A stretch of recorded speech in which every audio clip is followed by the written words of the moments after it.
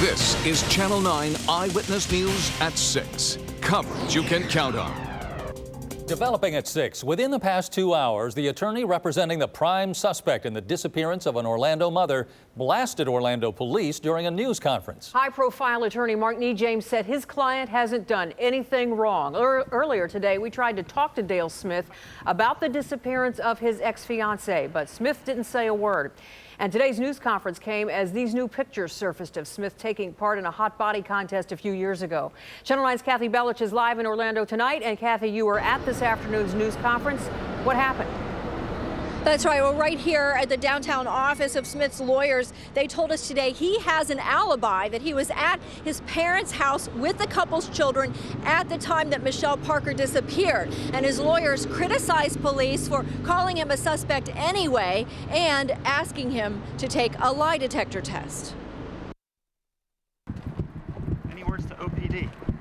Only Channel 9 questioned missing mom Michelle Parker's ex-fiancé Dale Smith today as he left his lawyer's office. He did not say a word, but his lawyers had a lot to say at a news conference about police calling Smith the primary suspect after he refused to take a lie detector test. Smith's attorneys say the test is only 86% reliable. If in fact somebody were to fail it, then they're going to be stigmatized. If they pass it, the investigation continues. We asked several times whether Smith was caught lying to police. Attorney Mark James answered no. He claims Smith left his home with the couple's 3-year-old twins at the same time Michelle left his home, and says he arrived at his parents' house with the children an hour and 12 minutes later. Get in your cars and run that track and see if you can do it. And in between, you've killed and gotten rid of, disposed of a body. James says it's not right that Smith's criminal past is coming back to haunt him. Today, Channel 9 found out he was accused 20 years ago of sexual battery, but charges were never filed. He also faced aggravated battery and battery charges in the 1990s. Now, attorney Mark James says Smith has told police about his alibi, that he was at his parents' house that day during 3 voluntary statements he gave to police.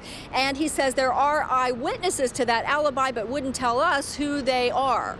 Reporting live in downtown Orlando, Kathy Belich, Channel 9 Eyewitness News.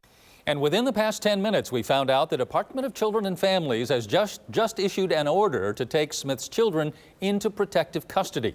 There will be an emergency hearing tomorrow to discuss where the kids will go. We'll let you know what happens. Even though Dale Smith has been named as the prime suspect in this case, he may never be charged. In another case, James Hadaway was considered the prime suspect in the disappearance of Tracy Ocasio. She was last seen in 2009, leaving an Orlando bar with Hadaway, but so far Hadaway has never been charged in her disappearance. The disappearance of Michelle Parker has created huge interest, not just here in Central Florida, but all over the country. We want to know what you think, and you can post your comments online and see what other people are saying. Just go to the homepage of WFTV.com. Also online, you can see the pictures of Dale Smith when he took part in the hot body contest. Well, if you thought it was chilly last night, get ready for even colder temperatures tonight. Thanks to a cold front, we're in the 60s right now, but some areas are going to soon fall into the 40s. Certified meteorologist Brian Monahan's in Severe Weather Center 9. Brian? And Bob, Marty, about the only thing keeping us from getting even colder tonight, a few patchy clouds around Central Florida. There's the satellite view, most of us with a mostly clear sky. Tell you what, I've been tracking the temperature fall over the last hour. We are down another 4 degrees since 5 o'clock in downtown Orlando at 62, 60s now for Cocoa Beach, 50s around Ocala at 57 degrees as we trace the temperature fall tonight into northwest Orange County. Apopka, frost not a concern, certainly no freezing issues, but it's going to be chilly tonight in Apopka from 58 at 8 o'clock down to 49 degrees at 6 o'clock. Coming up, I'm updating the county by county low forecast for tonight. All right, see you then, Brian. New at 6, only Channel 9 talked with a college student at Florida A&M who says she was rushed to the emergency room after being hazed. That incident happened just a few days before Robert Champion died in Orlando earlier this month. Channel 9's Darlene Jones is live at the Citrus Bowl tonight. And Darlene, the details would be shocking to a lot of people. What else did this girl tell you? Yes, they would. We talked to her for about 20 minutes, Marty, and she said that some band members feel like they have to join these underground groups within the FAMU marching band just so they could belong. She said some of the group's names are Clones, Red Dogs, and they all do it just so they can be accepted by veteran band members. 26-year-old Robert Champion mentored several members of the famed Florida A&M marching band before he was hazed to death, including Bria Hunter, who spoke with us exclusively today. Because, he would always tell me, don't let people do it to you. It appears Champion wasn't taking his own advice, and neither did Hunter. Afraid of retaliation, she didn't want to give a lot of details about what she says high-ranking band members allegedly did to her. But according to this police report, Hunter's initiation period started in September and didn't end until she was rushed to the emergency room in November. That was 11 days before Robert Champion's death in Orlando. And around the same time, 26 members of the band were suspended by Dr. Julian White for hazing. That morning, when I woke up, my leg was numb. What were you afraid of at that time? I was just scared because, that never happened before. At 112 pounds and 5'1", Hunter said she was beaten at least 3 times this semester. The 2 suspects named in her case were blacked out of the report we received from Tallahassee police because they're still investigating. Why do you guys still participate in this hazing process? So we can be accepted. If you don't do anything, then it's like you're lame. She claims there were 10 or 11 other band members who were being hazed along with her, and Dr. White, she said, always told underclassmen after each practice not to go to upperclassmen's homes because he was worried about hazing. Reporting live in Orange County, Darlene Jones, Channel 9 Eyewitness News. Developing at 6 from Seminole County, 4 people were arrested just within the past few hours for following and then robbing a pharmacy customer. As we told you at 5, investigators say the victim picked up painkillers from an Oviedo Walgreens and was then followed 11 miles to Castleberry, where he was robbed and shot. The robbers were eventually caught in Castleberry following a chase. Channel 9's Renee Stoll is live there now. Renee? Well, this quiet Castleberry neighborhood is where the shooting turn chase ended, and you can still see there is evidence, including a police car that rammed the SUV to stop it from getting away. Through and through this way. The victim shot in the leg after he was stalked and followed by 4 people in an SUV after he picked up his pain prescriptions at a pharmacy in Oviedo. After picking up his medications, the man tells Channel 9 the SUV followed him to a gas station. A man in the SUV came to the victim's car and held a gun to him, trying to rob him of his jewelry and medications. A fight over the gun ended up with it going off and the victim shot in the leg. The victim then chased the SUV to this neighborhood while he got on the phone with 911. It resulted in Castleberry police ramming the SUV. As he took off, the police unit right there rammed into them. The driver and the passenger jumped out the car, started running. I hopped out my vehicle and said, that's the shooter, that's the driver, they're running. Now, 2 people from the SUV were arrested on scene. 2 others ran and were eventually caught. So now all 4 people are in custody. Now, in the process, 2 local schools were also on lockdown while they were trying to search for the suspects. Obviously, that lockdown has been lifted and the victim has gone to the hospital. Reporting live in Castleberry, Renee Stoll, Channel 9 Eyewitness News. Covering Brevard County, a man serving 3 life sentences for the murder of a teenager could be set free during a parole hearing tomorrow. Stephen Harkins was convicted in 1978 of luring a 16-year-old boy to a Cocoa Beach hotel room, sexually battering him, and then stabbing him to death. But Harkins could be released because of a parole official's recommendation based on Harkins' disposition and religious involvement. New at 6, convicted con man and former boy band mogul Lou Pearlman has just won a $7.5 million settlement in a contract dispute with MTV. More than half of that money is going to go into a fund for people who fell victim to Pearlman's Ponzi scheme. But so far, hundreds of victims say they haven't seen a dime. A court trustee says he hasn't given any money out because he needs to figure out which claims are legitimate. Pearlman is currently serving a 25-year prison term. Republican governors from across the country are meeting in Orlando this week. The governors' conference is bringing in some big national names, but protecting those high-profile visitors is costing you plenty. Channel 9's George Spencer's here now. And George, protection for this meeting will probably cost the FDLE more than $150,000. Yeah, that seems to be a fair estimate for the 4-day event, Bob. It is money that the governor's office says is more than repaid through other economic benefits. But FDLE's protection of governors who bring their own protection has some asking if this extra security is even needed. With their telltale earpieces, we saw dozens of FDLE agents keeping watch at Orlando's luxurious Waldorf Astoria today. To uphold the Constitution of the United States. So help me God. They're supplementing protection for the 27 governors coming to the Republican Governors Association meeting, even though all governors travel with their own state's security detail. Florida taxpayers bear the extra cost. And if they have their own security, I don't understand how they could justify using the resources here. Because of security concerns, FDLE won't say how many agents are working the conference until it's over. But taxpayers paid $142,000 for FDLE to cover just 16 governors at the last RGA meeting in Miami in 2008. State legislators warned the protection must be closely watched. Earlier this year, we found governors getting Florida protection for vacations and even when one came to visit a mistress. As we're scrubbing all of our costs, we need to be very careful about these expenditures. FDLE says its agents provide the governor's traveling staff with just enough local intelligence, transportation, and logistics know-how to get around safely. Governor Scott will be attending, and his office says this protection is really a duty since other states do the same thing. But as a convention hotspot, Florida likely receives more visitors than it sends out, and no one tracks whether that trade-off nets out evenly. Marty? All right, thanks, George. Covering Volusia County, in half an hour, New Smyrna Beach commissioners will discuss ethics violations. We found out the Community Redevelopment Agency, which is designed to help businesses, gave grants to its own leaders. According to an agency memo, the agency's chairman used $1,900 to paint his downtown business, which is a violation of state ethics laws. Tonight, the city could adopt a policy prohibiting leaders from applying for these grants. One of Brevard County's most recognizable landmarks is on the move. Crews have started dismantling the solid rocket boosters and external tank, which have been on display at Kennedy Space Center Visitors Complex since the early 90s. They'll make way for a new multi-million-dollar facility, which will become the new home for the Space Shuttle Atlantis. Well, if you think the housing market is in a downturn, you haven't been to the Villages. Next, the huge housing boom in that growing community and why housing prices there never dropped as in other areas. And temperatures are falling through the 60s right now. Coming up, I'm using Future Track 9 to show you how cool it will get in your neighborhood tonight. New at 6, as the real estate market continues to struggle in Central Florida, we have found one spot that's been immune to the downturn. The Villages hasn't just avoided a drop in home prices. As Channel 9's Barrett Peterson reports, it's seeing a housing boom right now.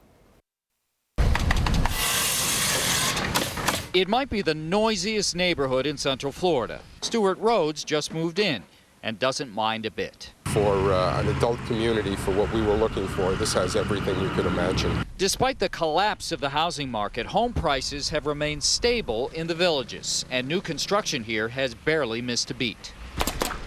It's one of the fewest places in the United States right now that is building and developing. Realtor Marlene Mead says the expansion of the 44,000 home development is easily outpacing any other community in the state. According to all the permits that have been being pulled in the different areas, yes. More than 2,100 over the last 12 months, second only to Hillsborough County, which includes the Tampa area. Another thing you'll notice when you look at the listings are the lack of foreclosures and short sales in the Villages. Now, they still have them, but they're few and far between. Stewart Rhodes says he knows why. Neighbors with money. They don't have a revenue problem. They're not looking for work. They're retired, they have pensions and other methods of support. And Stewart says a lifestyle they don't want to give up. Reporting for the Villages, Barrett Peterson, Channel 9 Eyewitness News. Home prices in the Villages range from $130,000 to $470,000. You can check the current home price averages for all of Central Florida online. Just go to the web link section of WFTV.com. Tonight, Orange County deputies are looking for a man who robbed an Orlando bank this morning. Detectives gave us these surveillance pictures of the suspect wearing a hat and glasses. Investigators say he went into a SunTrust on West Colonial Drive about 11:30 this morning. He implied he had a gun. He got away with an undisclosed amount of money. Covering Lake County, a fugitive wanted for the 1992 murder of a mascot woman is finally in custody tonight. Investigators say 42-year-old Daniel Aguilera assumed a new identity and life in Avon Park, about 2 hours south of Lake County. A fresh tip led U.S. Marshals to him. He is accused of the shooting death of Guacatillo Patino. Late today, Orange County commissioners took a hard look at a plan that would stop an Apopka landfill from expanding. The city of Apopka and Waste Management want to increase the kinds of waste the facility on Keene Road can take, to include household garbage. But the county is against the expansion. Commissioners delayed a vote until next month. Tonight, a new report suggests more state workers could be getting pink slips next year. The study found layoffs are one way the state is looking to fill a $2 billion budget shortfall. Florida has already made cuts to K-12 education, as well as colleges and prisons. But because of the rising cost of Medicaid, it hasn't been enough.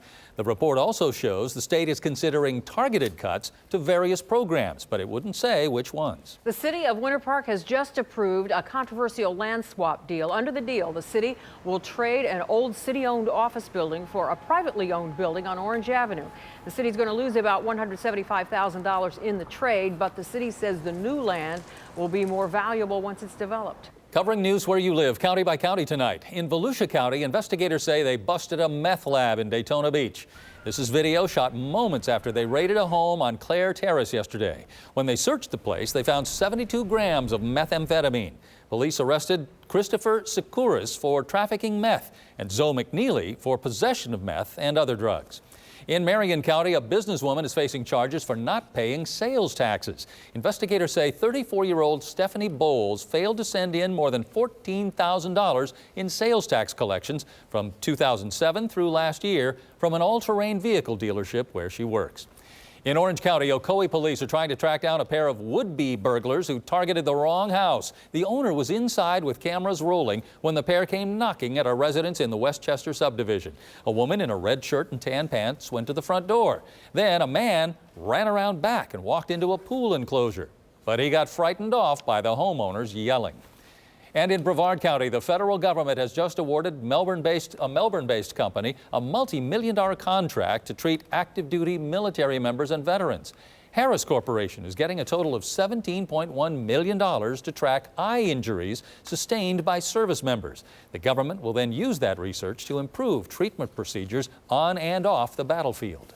Well, tonight would be a good night to go get your tree if you wanted to feel a nip in the air, you know, when you're looking for your tree and that kind of thing. So you're implying a real tree there. We learned last real night. Tree, yes. No, mine's all fake, you know, all about an old-fashioned Christmas, but, you know. But, you know, the logs in the fire, they'll be real. We were talking about that last night, Those too. are right out of the box, too, Brian. Hey, you know what? Work with me here, Marty. Work with me. We got the holiday spirit out there, at least weather-wise, over the next couple of days across Central Florida. Need a couple of things to get those cold nights, clear sky, low humidity, also a light wind. We're going to have at least two of those three, and that's why we're going to make a run at our coldest night of the season so far, November 12th, about 3 weeks ago, 48 degrees. I think we'll fall just short in downtown Orlando. My forecast low 49, but still going to be plenty chilly tonight across Central Florida.